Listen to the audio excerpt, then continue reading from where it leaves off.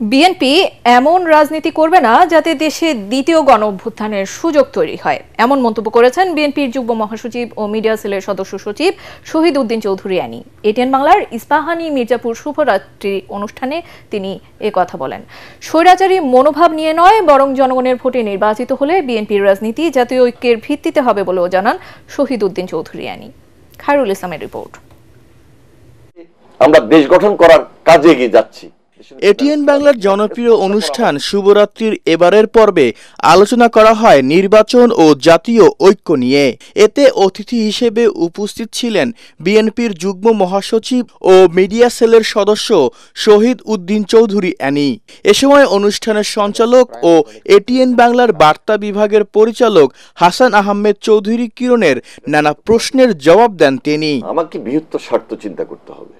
Shahid Uddin Chowdhury Annie বলেন, লন্ডনে বিএনপির ভারপ্রাপ্ত চেয়ারম্যান তারেক রহমান এবং প্রধান উপদেষ্টা ডক্টর মোহাম্মদ ইউনূসের সাথে সময় উপযোগী একটি বৈঠক হয়েছে, যার মাধ্যমে জনগণের মধ্যে নির্বাচনের সময়সীমা নিয়ে অনিশ্চয়তা দূর হয়েছে।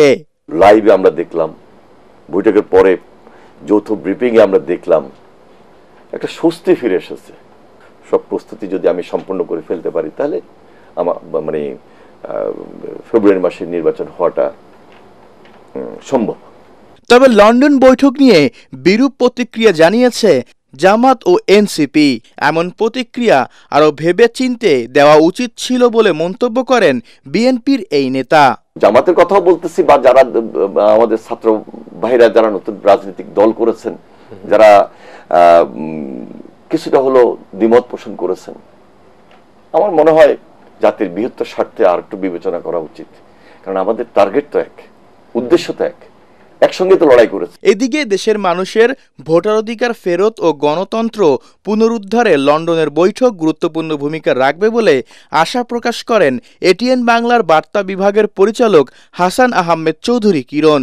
প্রফেসর ডক্টর ইউনূস এবং বিএনপির ভারপ্রাপ্ত চেয়ারম্যান জনাব তারেক রহমানের বৈঠকের মধ্যে দিয়ে বাংলাদেশের রাজনীতিতে যেটা গতি, একটা স্থিতিশীলতা, ভবিষ্যৎ গণতন্ত্রকে আরো এগিয়ে নেবার যে পদযাত্রা, যে ভোটের মানুষের কাঙ্ক্ষিত জায়গায় পৌঁছে দিতে পারে, আমরা মনে করি সকলে একসাথে কাজ করবার দরকার। নির্বাচিত সরকার বিগত আওয়ামী শাসনামলের গুম, খুন, দুর্নীতির বিচার করবে বলেও প্রত্যাশা করেন তিনি।